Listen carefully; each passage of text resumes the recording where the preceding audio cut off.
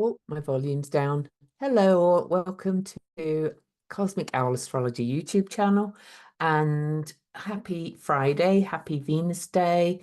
Today is Friday, June the 7th, and I just wanted to do a quick video podcast. This is not going to be a long one, to talk about something that's happening next Friday that's kind of a continuation of the new Venus Gemini star point and the Gemini New Moon, because we have a Mercury Cazimi in the sign of Gemini on June the 14th. And of course, Mercury is Gemini's guide, and there's a few little bits to say about that. But first of all, I will tell you that this is going to be at 24 degrees of Gemini.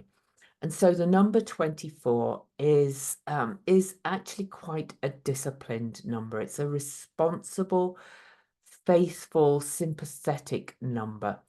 It can be a bit of a busybody number, all right, but generally 24 is quite a nice number. So it's made up, of course, of the numbers 2 and 4.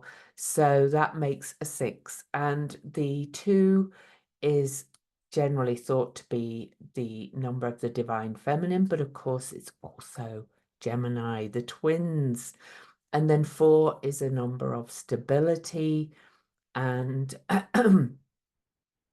sorry, excuse me. And practicality and organization.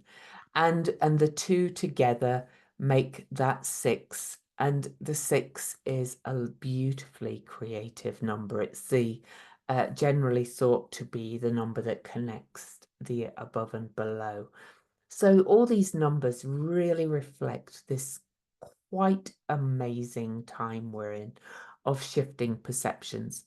So I did pull some cards for that, so I'll show those at the end. I'm just going to go over the astrology quickly, show you the Cazimi, and then I'm going to read the symbols and then show you the cards. But I want to show you the chart first of all, so let's share it. So the Mercury Cazimi, oh, Zoom has changed again. But anyway, here we go. Is on June the 14th. And it's on a Friday, of course, on Venus Day. And it's the exact Cazimi. I'm going by Eastern time, as always. Timeanddate.com or World Time Buddy are great for adjusting to your time zones. But the exact conjunction is at 12:32 p.m. Now it begins at 6. If I use the 17 minutes, sorry, not degrees, orb, this Cazimi begins at 6:54 a.m. and ends at 5:54 p.m. Eastern. So I'll put that in the description so you can convert for your time zone. Lucky those of us that live in the US, this is it all in the day for us, because this is going to bring us some massive, massive insights, building on all of the Gemini stuff that we've been going through. So quickly, some aspects. Now, I haven't done my usual PDF of it, so I'm just going to draw some on because I want to just make this quickly. So this is the sun, Cazimi Mercury. Cazimi means in the heart of the sun. That means it's sitting on the throne of royalty, Mercury in this. And of course, we just had the Venus Cazimi as well on June the 4th. And Venus is still conjunct, but these are both what's called exterior or superior Cazimis. This means that Mercury and Venus, which are our two most personal planets, mind and heart, roughly speaking, are on the other side of the sun for us. And that means that their energy is distant from us, but they are out there kind of bringing more information, beaming it through the heart of the sun into us as we really move into this paradigm shifting mind-bending, thought perception shifting time that we are in. I did leave the north nodes of Venus, Mercury, and Uranus on the chart because they are all still in Gemini. And if you can see, Mercury, the north node of Mercury has now moved to conjunct the north node of Uranus. And this is all pulling us towards new thought, new ideas, new perceptions. And Jupiter, of course, is still in Gemini and Sedna too. So, but a couple of other things I noticed in the chart, and I'm not going to be here forever, is that this is almost in an exact semi-sextile to Uranus in Taurus, which is Venus sign. And we had the new Venus star point exactly conjunct the Uranus North Node. So this is radical, radical shift and change again. And semi-sextiles are actually quite powerful aspects. But if you think about it, these two signs are next to each other. They have to kind of give each other a bit of a side eye. But it's all, again, about integrating core values and thought to create and write a new story. So that's an almost exact conjunction. But then if we go over here, the moon has moved all the way around to Virgo. So just before this Cazimi, probably actually at the start of it, we just had the first quarter moon after the Gemini New Moon. So the first quarter moon is the crisis in action, the crossroads in action, time to really act on what we're building. But because Venus and Mercury are still behind the sun, the Cazimi will give you a day of clarity for really starting to write this new story you're creating. We co-create with the universe, right? This is a manifestation time. But you have to kind of do aligned action, and you have to kind of work that mind magic in through the heart center and really get very clear on what you desire. And the cards will show some reflection about that. So I'll bring those in when I look at the cards. So also at this moment, this Cazimi is in a sextile aspect to this little cluster here. We've got Chiron that was conjunct the April the 8th Aries eclipse, Hygeia, which is preventative health, holistic health, and so on, and Eris, the truth teller and table shaker, all in Aries. This is fire and air. This is saying it's time to really start taking aligned action. And what that might mean now is really kind of actually kind of writing that story, and starting to think about how you're going to take action for all the individual parts of it to bring it into reality. Okay.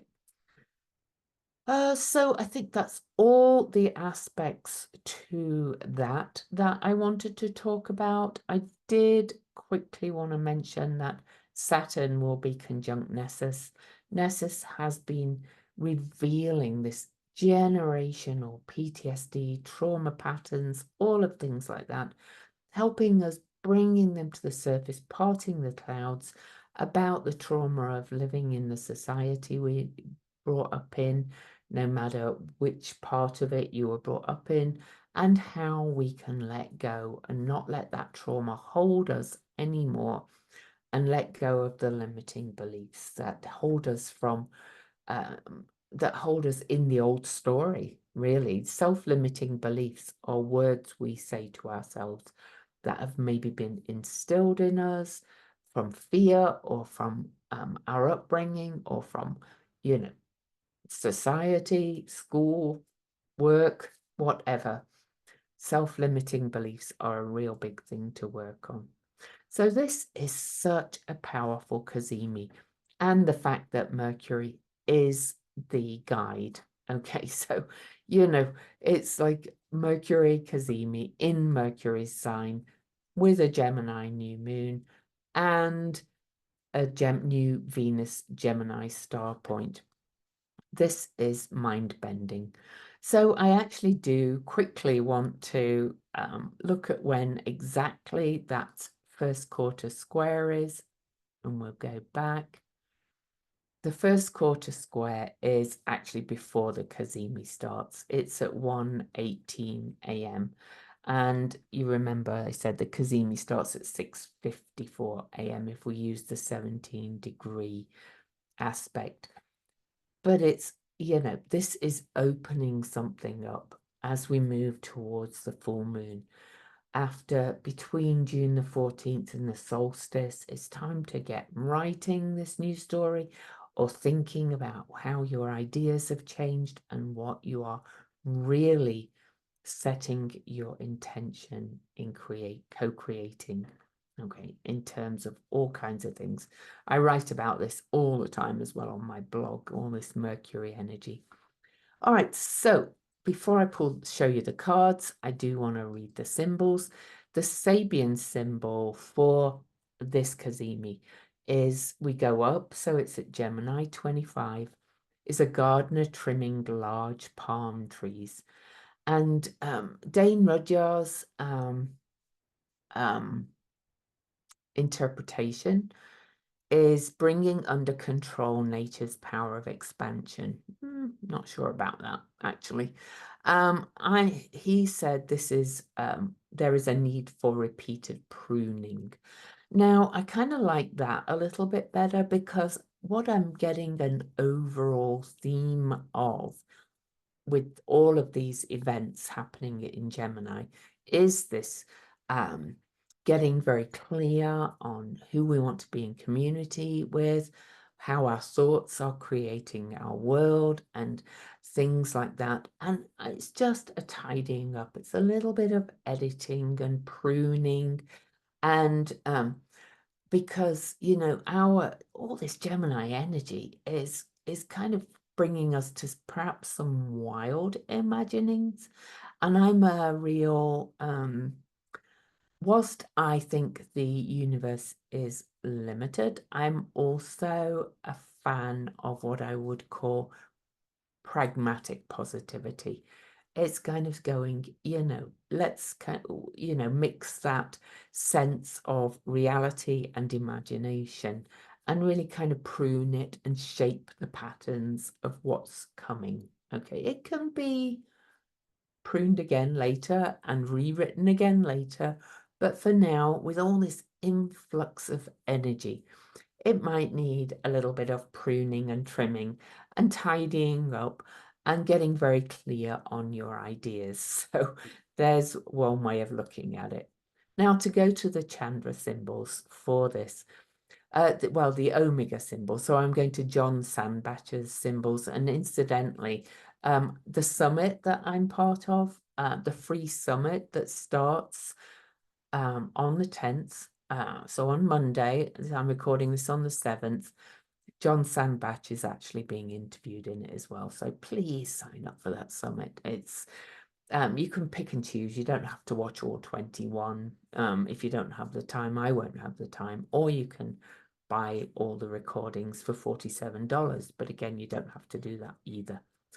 You get 72 hours to watch the ones you want to watch. Anyway, Gemini 25 by John Sandbach. The Omega symbol is a healer who uses only smiles to perform all his healings. And he said this is an interacting, inspired degree and symbol. He said this is got the degree angel Yezalel, which is heaven on earth, fidelity, loyalty, and allegiance. And his interpretation of that is one's attitude. Thoughts become things, right? Stinking thinking, positive mind, all of those things. Anyway, one's attitude is actually a seed from which grows the whole of one's karma. Even at your most disattuned, you are aware, no matter how faintly, of the light that's always trying to come through. Your bliss comes from being able to give in to what's happening, thereby letting divine love do its work. Now, the Chandra symbol for this degree is excuse me, a cave in deep open waters. You're like, what? This is an air sign. But let's read his interpretation. The cave is a great abyss, dark and hidden, and maybe full of dangers. It's what we fear inside ourselves, the unknown. But the smile is the ultimate protector for the perfect guardian angel that keeps us from harm. The 25th degree of all signs is tremendously cosmic. The problem with these degrees is always how to bring down their fabulous energy into this material world. Remembering Mercury and Venus are out there on the other side of the sun, right? This is the sign of Gemini, the sign of communication. And here we find that the ultimate vehicle of communication is the smile. The smile brings light into the depths, and through this light, we illuminate and express the divine consciousness within. Now, you know, some people have what I would call resting bitch face, but some people smile a lot, like me. I'm a smiler. And I have found that when I go out in the world and I walk around and I smile at people, people's faces really generally, some people are a bit grumpy, but people light up and feel inspired. But I'm going to say, look at yourself in the mirror, because Gemini is very much about mirroring as well. I'm going to say, smile at yourself in the mirror. How does that feel? Try it, especially on this Cazimi. Give yourself that smile, turn it on yourself, and it just lights the world up. All right, the cards. I told you I wanted to make this quick, so I'm going to stop rambling. I'm going to share the cards. I actually pulled 2 reversed cards, which really makes sense for that more inward kind of reflective journey that we're on at the moment, because Venus and Mercury are still, behind the sun. So first one was 10 of Pentacles. And remember, we're writing a new story here. And we've had the Venus Cazimi, which is what we desire, earthly senses, materially. And then Mercury is the mind of thoughts become things and creating our world. Words become your world. Now, the shadow, the reversed, is that are you really kind of still chasing luxury and status? This feels about some kind of negative energy around what you're creating. It feels as if you have not gone within and really got very clear on what you truly desire and the words that you are using. Are you kind of writing a story or creating a vision board or something, saying, I'm going to be like, have $1 billion, and not think about why? Why do you want that, for example? So, but the positive side, if we turn that upright, is about gratitude and sharing the wealth with those that you love and the world. So the light seer for the upright of 10 of Pentacles is spiritual and material abundance and community and generosity, wealth and prosperity in all its forms, and building a legacy. True abundance, in my opinion, has to be through gratitude and community and sharing, and not just be about money. So that's a little caution then. And then the second card I pulled, don't you love these cards for Gemini energy? Much lighter and more playful. I will switch decks according to, the energies of the time. And this Light Seers Tarot just feels really right for this moment. Anyway, the Fool. The Fool is the start of the journey, right? And the Fool reversed really is about a bit of naivete and assuming you know everything and you already have the answer.